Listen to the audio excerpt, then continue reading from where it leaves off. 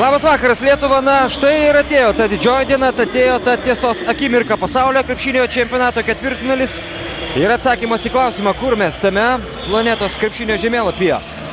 Žinoma, patekimas į aštuntuką geriausių jau savaime yra didžiulė garbė ir niekas iš Lietuvos rinktinės jau neatims tos garbės, jo labiau, kad Lietuvos komanda tą garbę ir tą aštuntuką pasiekė įveikdama visus varžovus. Tačiau šį vakarą Stambule, Sinano Tirėno arenoje prasideda rungtynės ne dėl garbės. Jeigu Lietuva laimi, jį žengia ten, kur pasaulio krepšinio elitas, ten, kur stipriausios 4 pasaulio komandos, ten, iš kur yra tik vienas žingsnis iki medalio.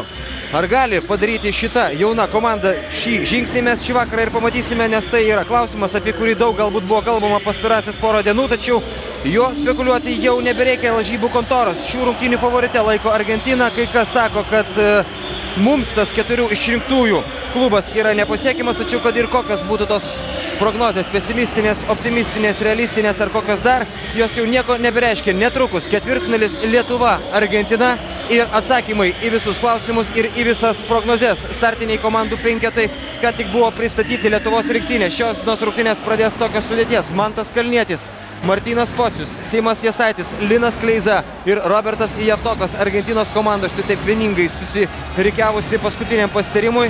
Šios rungtynės pradeda penketu, kuris yra toks: ketvirtasis numeris Luisas Scola.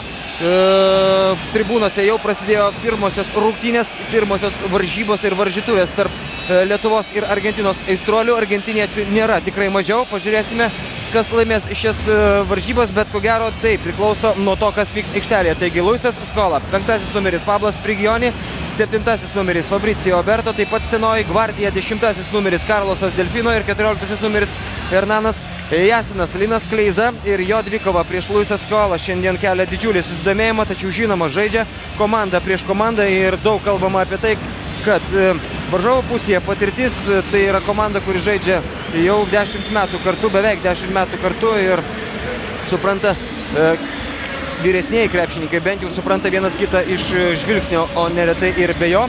Lietuvos rinktinės kozirių turėtų bent jau teoriškai tapti greitis, sugebėjimas įjungti tą greitį galėtų tapti didžiuliu pranašumu, tačiau reikėtų jį sugebėti įjungti. Argentina, skirtingai negu kai kurie kalba, nėra lėtapėdžių komanda, tiesiog jį žino savo stipriasias pusės ir viena iš tų stipriųjų pusių yra drausmingas, toks neskubotas komandinis žaidimas tiek puolime, tiek gynyboje.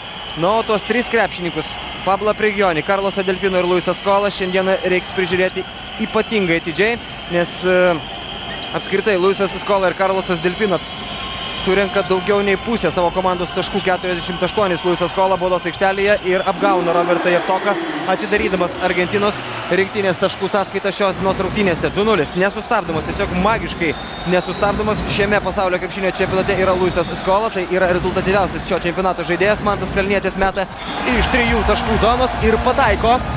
išvesdamas į priekį Lietuvos komandą. 3-2 po pirmųjų dviejų atakų. Karlosas Delfino iki galo pro Robertą Javtoką pranėrė, tačiau pranėrė per toli ir jo metimas netaiklus. Linas Kleiza jį pasitinka Skolą. Mantą Kalnietį pasitinka Pablas Prigioni ir pasitinka taip, jog Mantas sugebėjo viską padaryti tiksliai išskyrus metimą. Išsisuka kamuolys iš lanko. Pablas Prigioni.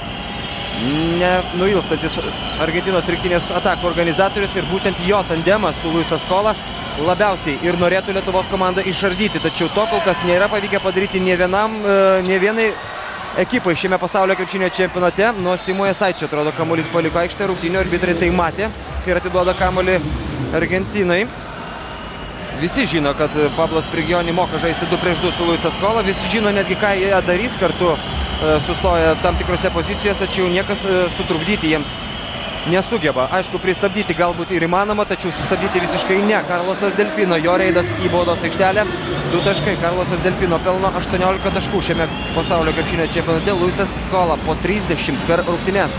Linas Kleiza, Robertas Javtokas, Simas Jasaitis. Kleiza į baudos aikštelę prieš Fabricio Berto, drąsiai, tačiau netaikliai meta Linas Kleiza.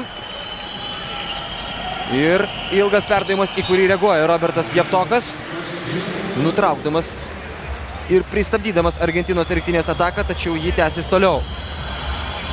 Luisas Skola gudriai taip patraukė dabar rankas nuo kamuolio. Na, o čia vyriausiasis Argentinos rinktinės treneris Sergio Hernandesas. Mes jį pažįstame. Karlosas Delfino, dar vienas metimas iš po krepšio ir Lietuvos komanda pralaimi rezultatu 3-6. Lietuvos tarpusavio susitikimų istorija su Argentinos rinktinė yra 3-2. Lietuvos krepšininkų naudai, tačiau paskutinės rungtynės dėl bronzos Pekine, jūs pamenate, Lietuvos rinktinė pralaimėjo 75-87 ir pralaimėjo tada leisdama varžovams pabėgti nuo pat rungtynių pradžios į priekį. Grupės varžybose buvo tas fantastiškas Lino Kleizos tritaškis ir pergalė prieš Argentinos rinktinę, tačiau svarbiausias Pekino rungtynės Lietuvos rinktinė pralaimėjo. Na, iš tos komandos Lietuvos gretose liko tik tai Linas Kleiza, Simas Jasaitis, Jonas Mačiulis ir Robertas Javtokas. Varžovų komandoje taip pat nėra Andreso Nocioni, nežaidė tame bronzinėme mače Emanuelis Žinobili, kuris neatvyko į Turkiją dėl to, kad jam gimė dvyniai ir yra svarbesnių reikalų, tačiau nepaisant to, Argentinos rinktinė vis tiek tebėra ta grėsminga ir sunkiai įveikiama komanda visiems varžovams šiame pasaulio krepšinio čempionate. Mantas Kalnietis kol kas renka visus Lietuvos rinktinės taškus šiandien 5-6 po jo 2 baudos metimų.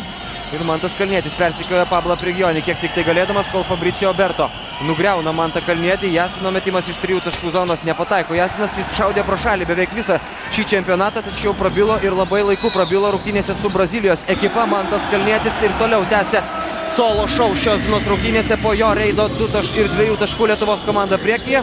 Na ir po to aštuntfinalio susitikimo, kuriame Argentina fantastiškose, tikrai vienose iš įspūdingiausių rungtynių čia Turkijoje 4 taškais, 93-89 palaužė Braziliją. Visi apie Argentiną prabilo kaip apie favoritę, neabejotiną favoritę šiame ketvirtfinalyje.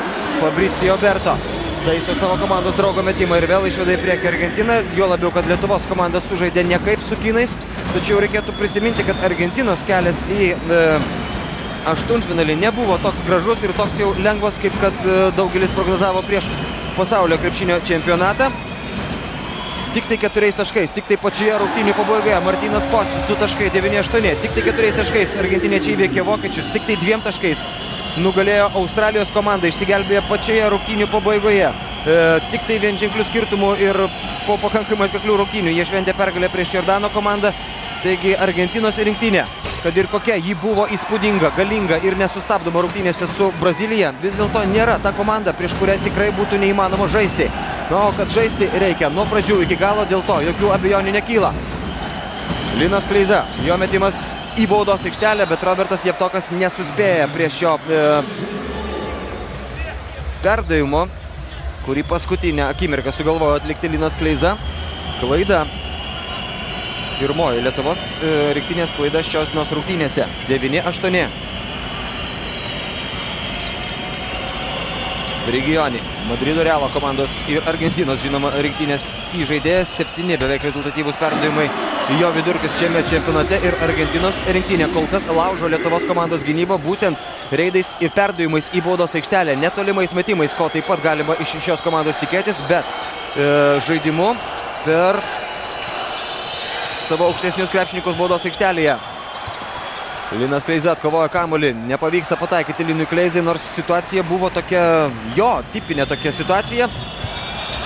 Simas Jasaitis gelbėja Lietuvos komandą, įspūdingas blokas. Hernanas Jasinas stojasi ant kojų Lietuvos komandų jau varžovų pusėje. Linas Kleiza pristabdytas, Mantas Kalnietis gauna kamuolį ir parodo derinį, jog reikia pradėti šios atakos metu. Linas Kleiza.